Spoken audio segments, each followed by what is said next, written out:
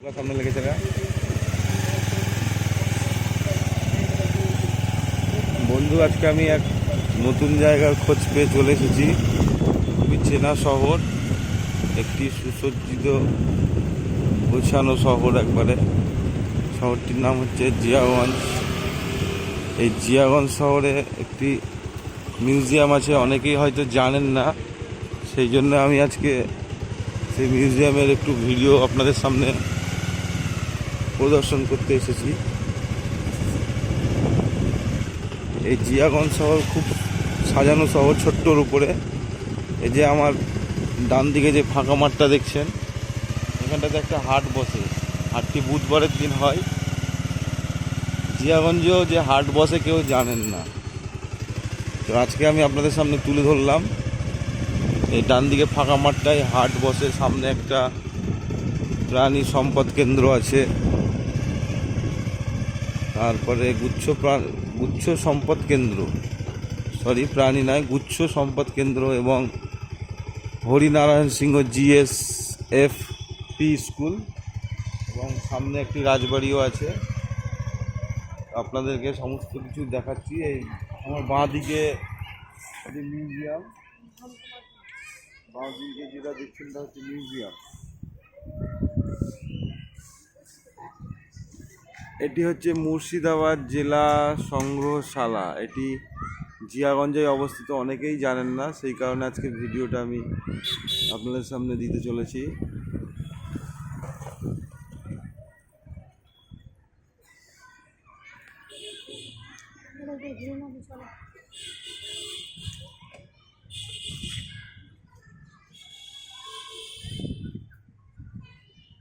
এটা সম্ভবত বুধবারের দিন বন্ধ থাকে, তাই না? এটা সম্ভবত বুধবারের দিনই বন্ধ, সম্ভবত না, জিজ্ঞাসা করে নিলাম আমি, বুধবারেই বন্ধ। এই জায়গাটার নাম হাটলালবাগ না, জায়গাটার নাম কি? জিয়াগঞ্জ হাটপাড়া। জায়গাটির নাম হচ্ছে জিয়াগঞ্জ হাটপাড়া। এখানে হাটও বসে।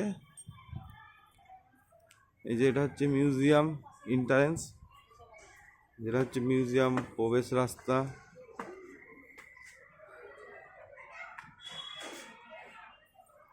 এটি হচ্ছে মেন রাস্তা জিয়াগঞ্জ মিউজিয়ামের।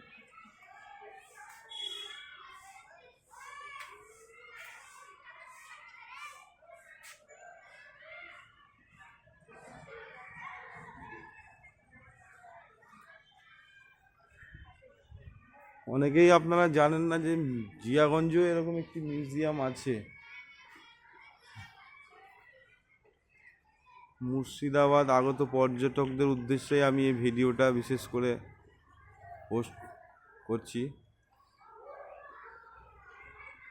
যারা এই মুর্শিদাবাদে ঘুরতে আসবেন, অন্তত জিয়াগঞ্জ মিউজিয়ামটা একবার দেখে যাবেন।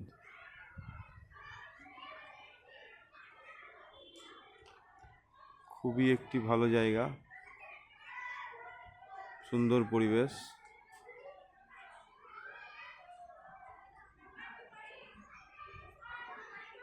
ছোট্টর উপরে কিন্তু সাজানো গোছানো একেবারে জিয়াগঞ্জের মিউজিয়াম।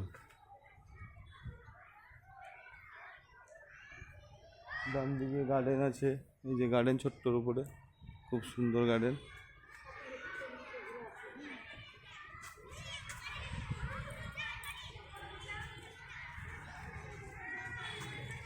আচ্ছা, এখানে ফিস্টও করতে দেয়, পিকনিক করতে দেয় না আমাকে? পিকনিক করা যাবে, এখানে পিকনিকও করা যায় এই ফাঁকা মাঠটাতে।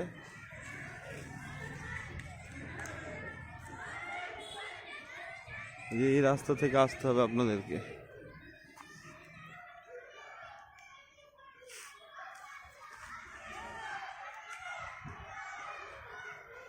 জিয়াগঞ্জ মিউজিয়াম, এটা হচ্ছে জিয়াগঞ্জ মিউজিয়াম।